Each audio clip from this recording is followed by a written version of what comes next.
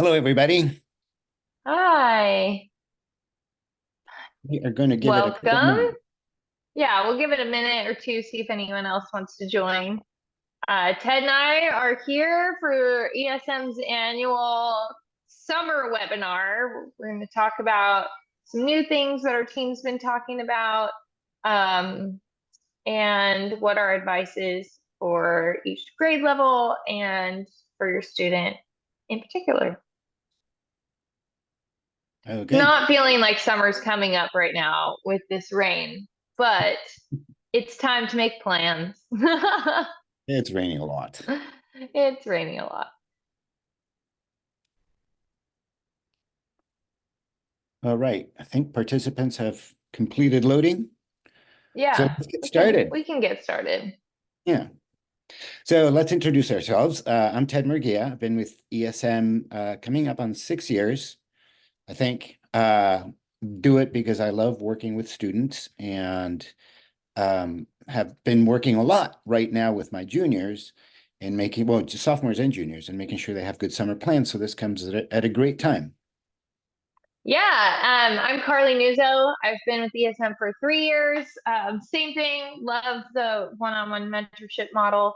And yeah, December, January, February is the time when we got to figure out how to build those resumes and those narratives and dig deeper over the summer.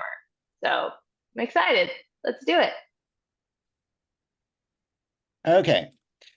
So, oops, there we go.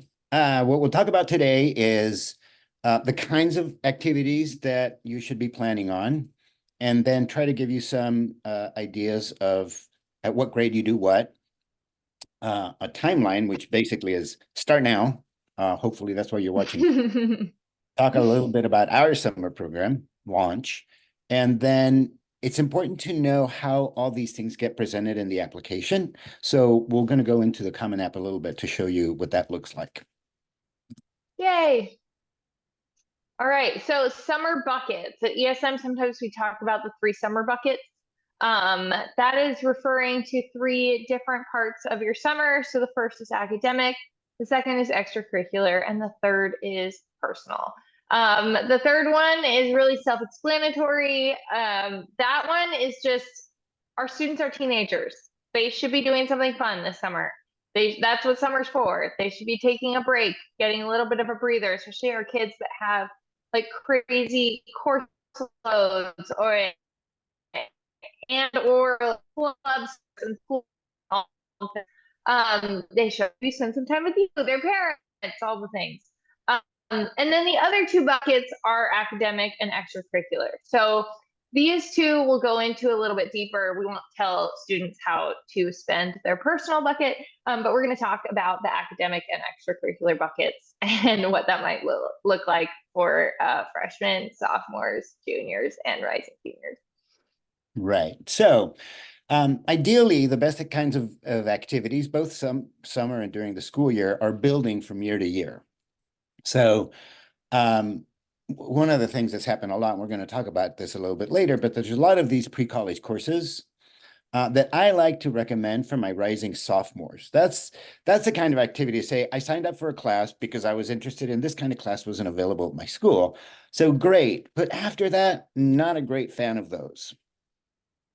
Yeah, it's kind of one of those things where it's great for academic interest exploration, right? And so that's what we want our rising sophomores to really be doing is figuring out what they like. So maybe they're introduced to an idea at school and they want to dig a little bit deeper. They want to see if this is a potential major for later on. Even if this program or this class ends up just crossing it off their list, that's beneficial. That But is like great Ted progress. said, yeah, it's great. But as Ted said, as you get further along in high school, you want to be building that resume. You want to be showing that through line of figuring out what your interests are and then going deeper, building up your leadership, building up your investment into those things. So then I want to add something about what I'm doing right now with my current juniors, about to be rising seniors, is we're actually outlining what they're going to say in their Common App right now. And not because we need to start to write the essay right now, but I want to see what each student is going to say about themselves and then how they're going to back it up with what action. And the reason to do it now is because if there isn't backup for something they want to say about themselves, this is the opportunity to, okay, let's plan summer. We still have 8 months, 9 months. Let's plan something for the summer where you'll be able to say, yeah, this was my academic interest and this is what I've done to further it. So it's a really good time Totally. to do that for those rising seniors. Yeah, I think I always now I won't get sidetracked on essays, but I always try to frame essays as like persuasive essays. So like the thesis is you're saying something about yourself and then you have to support that with evidence. So a lot of times students just want to like paint a picture, which is great, but that picture needs to be supported by something in your narrative. And so a lot of times these activities are what can provide that. So let's take a look at the kinds of activities. I edited this yesterday. Yeah, probably yesterday. Um, we led with pre-college programs. That was the first item on the list and examples right there. Like I said, those are dominating right now. Something happened in the last few years. They've been around for a long time, but suddenly everybody wants to do these. And like I said, it's okay to explore, but I didn't want to lead with that. Yeah, and again, we'll talk about it more too once we actually will come to essays at the end. Um, they're great as long as you know what they're great for. And so they're great for academic interest exploration. They're great for getting a feel of a college campus. They're great for if you're an international student coming to the US. And again, getting that college experience, they're great if you get some insight for writing your why you want to go here essays. But they're definitely not like a gateway to admissions at that college. And they're kind of more foundational in the academic interest, like we were talking about before, something that maybe you build on the following summer and put into practice. Exactly. So our point with this slide was really to show you there are a whole bunch of things to do, and we'll discuss a couple of these in details. But one, Carly, that you brought up yesterday was the summer school, especially for math, Yeah. right? If you want to get to Yes. calculus, if you're going to be an engineer, you need Or to do business. That's a more big one that business. people Thank you. forget. Everyone knows the engineering, they need the math, but the business, you need calculus. So if you look at your course trajectory and you're not going to hit it, please consider summer school so that you do if you want a shot at, certain schools for business.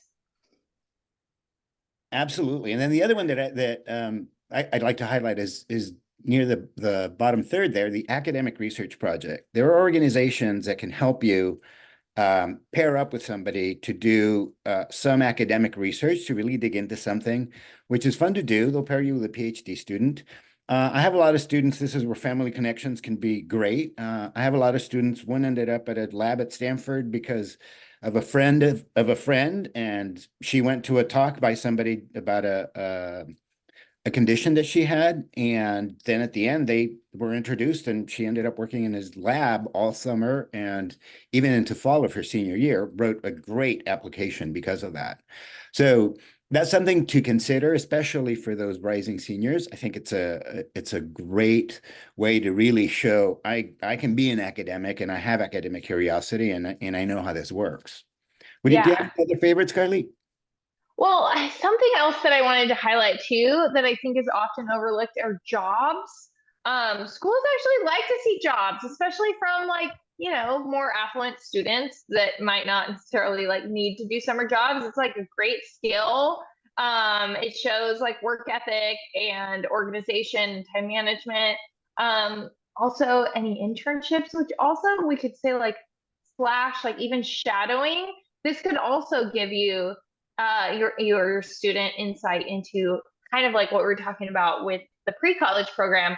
Is this something that I'm actually interested in, and give you a little bit more insight there? Um, but yeah, and then obviously test prep, which I don't know if we have more slides on like going into the different years, but if you have completed geometry and algebra 2, it's time to start test prep. And the best time to do it is over the summer when you don't have all of your other classes going on. You definitely don't want to leave it for junior year. Certainly don't want to leave it for senior year. Please, please, please. It's incredibly stressful if you're trying to get the test scores that you want during application season. It's terrible. Way too tough. Way too tough. Okay, well, let's dig into these some of Yeah. these a little bit better. Community service is one that I like, and often people find it hard to do. Especially compared to well, no, sorry. But it's a lot of times is much easier to do, especially compared to the applications to the Stanford summer thing. Lately, I've had a lot of success with the Boys and Girls Club, where my students just go to the Boys and Girls Club and say, I want to volunteer. How can I help? And they say, great, we need people. Can you start Tuesday? And it's a quick process. There was a TB test, basic, job application kind of information, but got going immediately, like within a couple of weeks, there's stories about, hey, I met this kid, we did this kind of activity. And that's exactly what we want. We want stories to come out of this. It's not just an, I did it. Yeah. No, and I think that's great. And I always tell students too, like, especially the ones that are looking for like internships and they don't have those connections or whatever, especially in the fields that they want to go into. I'm like, go ask really like low, like nonprofits, local nonprofits that are low on budget. Like, how can you help? Do they need you to build them a website? Like, that's awesome. Do something that you care about that you can speak to that also uses your talents and skills. I think that that's like just a home run. Yeah. So we do want to talk about these college programs. I'll make a couple cynical comments and then I'll partly be the non-cynic. Remember, these are money makers for the colleges. Many of them are not even run by the college. They're just it's a private business that's in this to make money, and they pay the college to basically rent space. In fact, that's what we do with Launch. We pay UC Santa Cruz to let us use their facilities for a couple of weeks. So remember that. I've yet to find more than a few. I have found a very few that are sketchy, but most of them are pretty good. But just make sure that that's the case.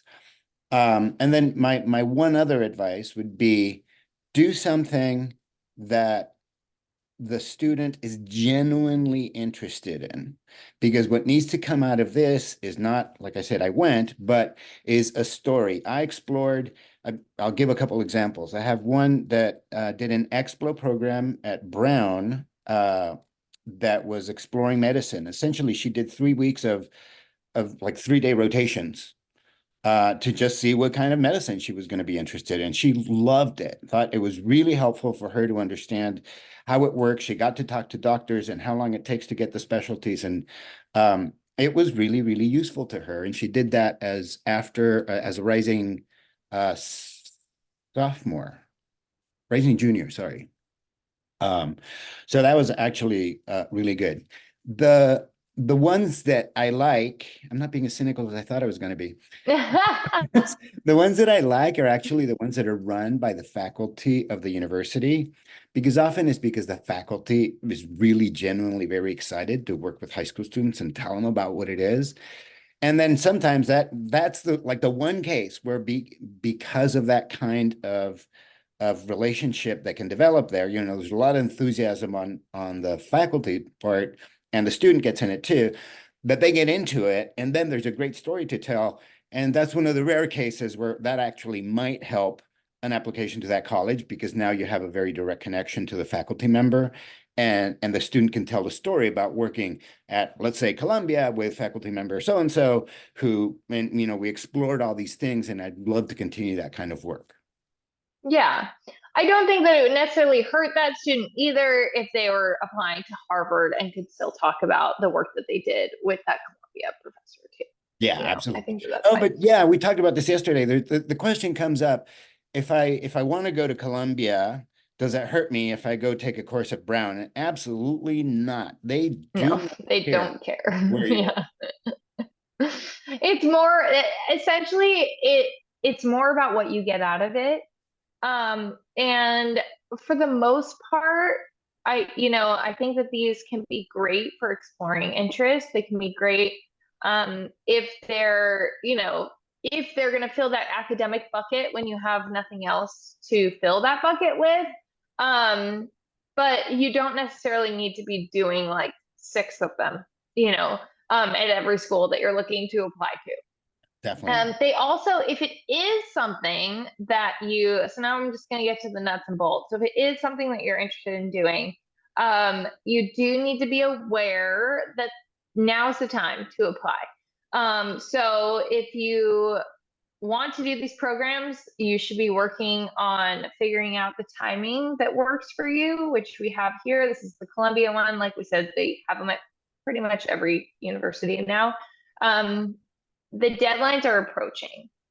So I would definitely consider starting your application components now.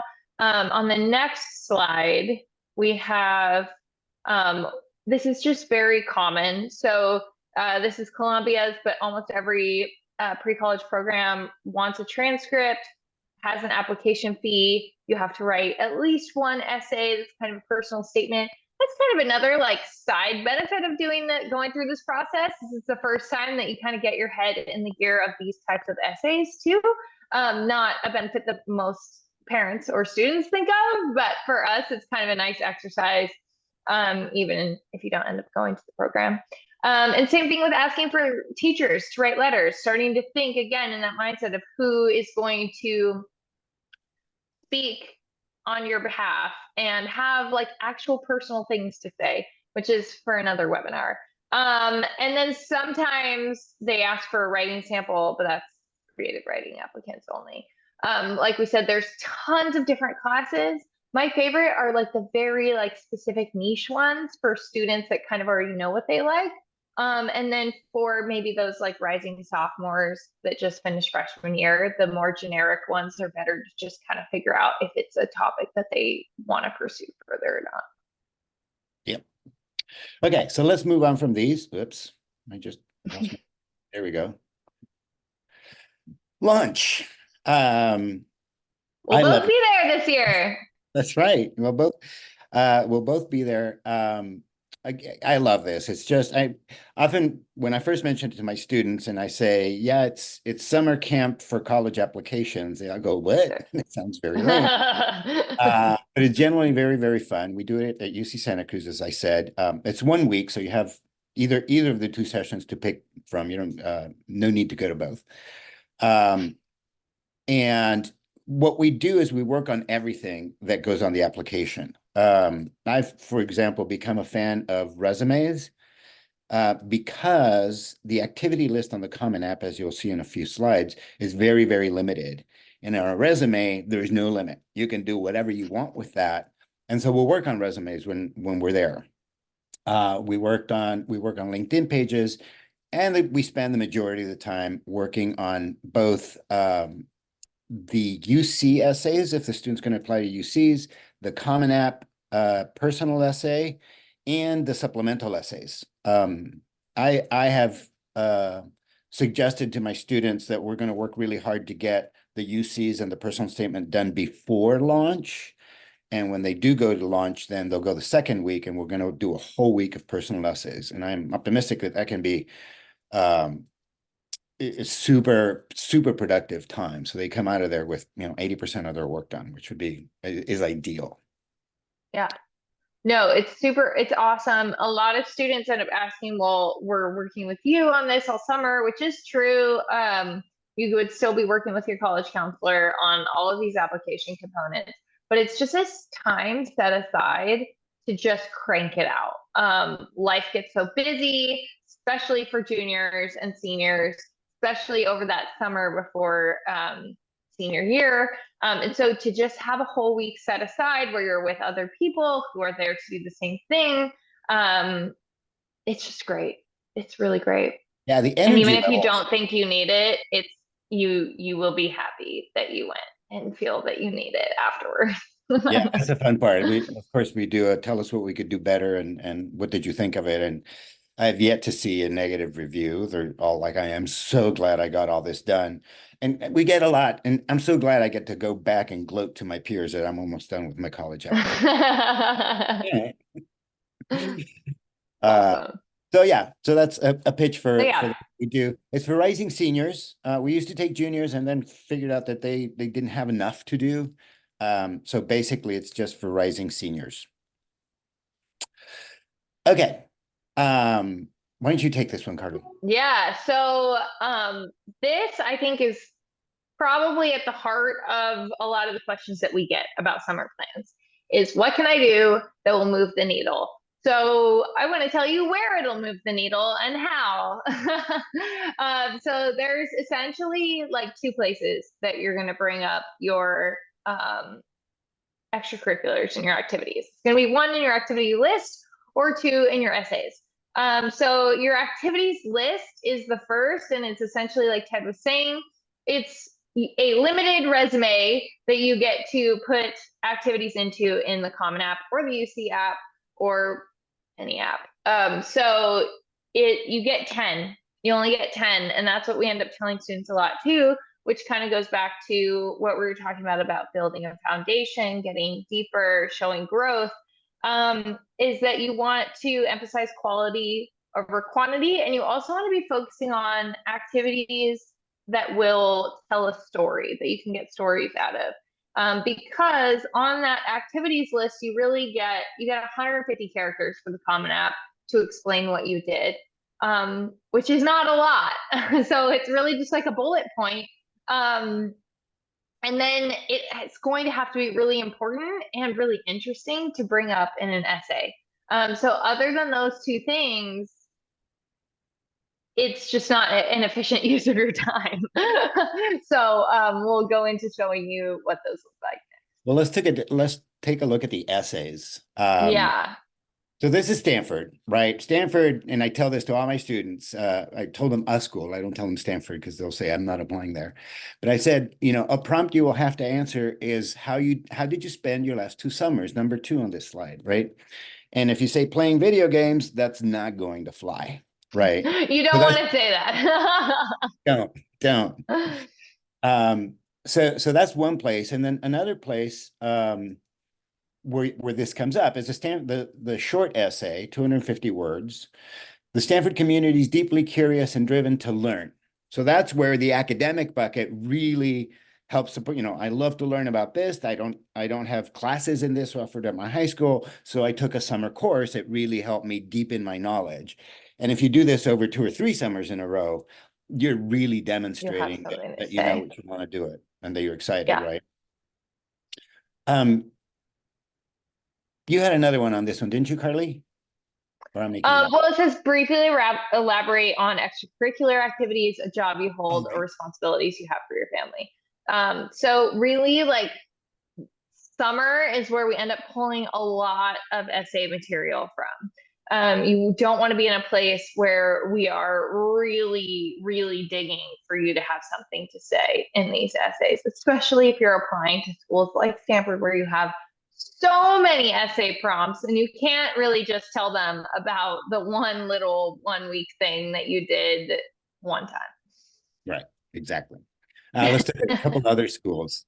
Um, Vanderbilt, that A prompt is, tell us about one of your extracurricular activities and how it influenced you. So that's why we say it's more than just doing it. You got to be able to tell, in this case, a 250 word story. And you can bundle multiple activities into it, but it's what kind of person did that make you? Right.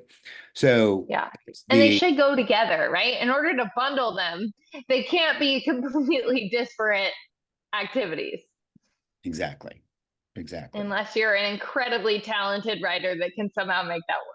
But for the most part, it's not going to work. And then this Boulder essay, the second one, is very, very common. So yes, like Colorado Boulder is a very common school that a lot of our students apply to. But this essay prompt is like we were talking about it yesterday. It's probably half the schools that you're going to apply to ask you this question. And I refer to it as the why question. So why do you want to study what you want to study, and why do you want to study it here? And so this essay it directly speaks to wanting to get some evidence to support why you want to major in what you want to major. And so that's where starting to explore those interests early and then building on them will help make this essay less of a bear to tackle.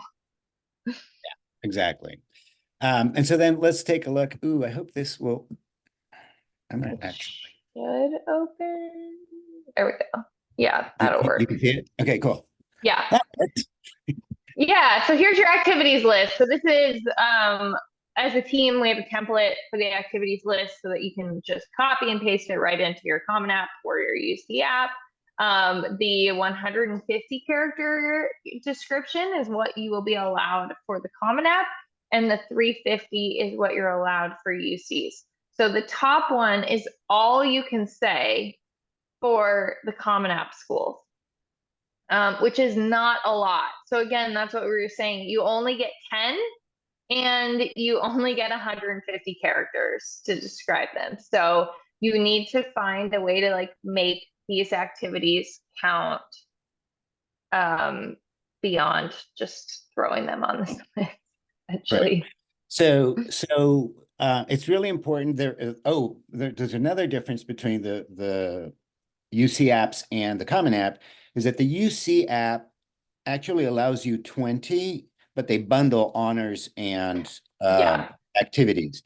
Now, these days, not a lot of high Common school App allows 5 awards too. So that's kind of like the difference there. separately. Right, exactly. And so I'm okay with the UCs because 350 characters. Remember, we're talking It's a good amount. characters, not words here, right? Yeah. 350 characters generally is enough. But 150 characters for the description, can you see the highlight, Carley? Yeah. Yep. Yeah. So the one that I have highlighted right there, that is literally 150 characters.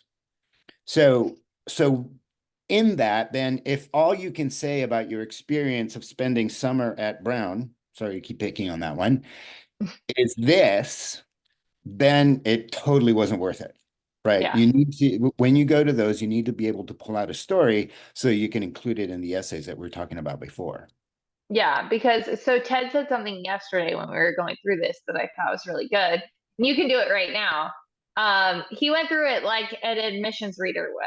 And he was essentially just scrolling through. He's like, okay, sports program, like, oh, this is actually interesting. So actually I'll just let you do that because I think people need to see Well, that. it is. Well, and so let me give you the background to that is we were with an ex-director of admissions that was director of admissions at Stanford and then at Berkeley as well. He said at Stanford, they give their readers, they expect them to read about 3 applications per hour. So it's 20 minutes, so they can go pretty slowly. At Berkeley, it's 6 minutes per application. So even then, the majority of that time is going to be spent, okay, let me get a profile of this student, which is where do you go to school? What's his GPA? What are his test scores? And then I'm going to try to read the essays to see what kind of person it is. So the way these activities get read is like this. It's like, okay, sports, played a lot, great. Applied science and engineering program, where was that? Okay, I'll look for something. Okay, clearly a coder. More sports, community service. All right. Went to Puerto Rico. Okay. Musician, girls advancing in STEM, awesome. So she cares about her peers. Admissions officer, that better make her application really good. And peer tutor, good. So more caring about her peers. So I get it. And so it really is, that was what, I don't know, 40 seconds. That's how Yeah. much attention these things get. And so I actually really encourage my students to put their accomplishments in the title, because this is what gets read. All of these will get read. And if that causes them to read this one, then it's a win. But a lot of times I just assume if they only read this, did we accomplish what we needed to accomplish? So I will Yeah. say that you're captain up there, you know, Yeah. or put And that if you, you're spending so much time on these activities that aren't really going to go into essays, and then they're also taking time away from your profile, your grades, your maybe like test prep, all of those things, like it might be worth reevaluating where you're placing your emphasis. Yeah. Okay, so I think our big point Yeah. of that is that all of these summer activities are in order to be able to write good essays. That's principally what you're going to do it. And so if your student is just Yeah. wants to like have another activity to check the box, I mean, that will happen. We have boxes to be checked, but it doesn't really help that much. It needs to be build stories. I already have 10 boxes. Carly, we lost you. Whoops. I'm in the wrong. Oh, sorry. We're in the middle of a storm here in Southern California. So can you hear me? Yeah, got you back. No. All right, Okay, good. I'm back. The storm is messing with the webinar. Well, yeah, thank you all so much. If you have specific questions about your student and summer programs, feel free to reach out to either of us. We're happy to chat. Yep, and I'll leave these up for a second, but thank you for listening today. Oh, and if anybody has any questions right now that you want to type in the Q&A, we'll give it, Oh yeah. a few seconds to do it. But happy to respond to those. So just type, and if you start typing, I'll see it. Otherwise, I think we're good. Maybe you're Okay. scrambling to get our emails on there. Our emails are also on the wait, are they on the website? They used to be. I'm not even sure they are. Well, if they're not, it's the first letter of our first name and our last name at ESM Prep. And all our pictures on the website. So, Yes. okay, well, it looks like the questions. All right. So thank you Thank you very so much. much. Appreciate Thanks, it. Ted. Bye.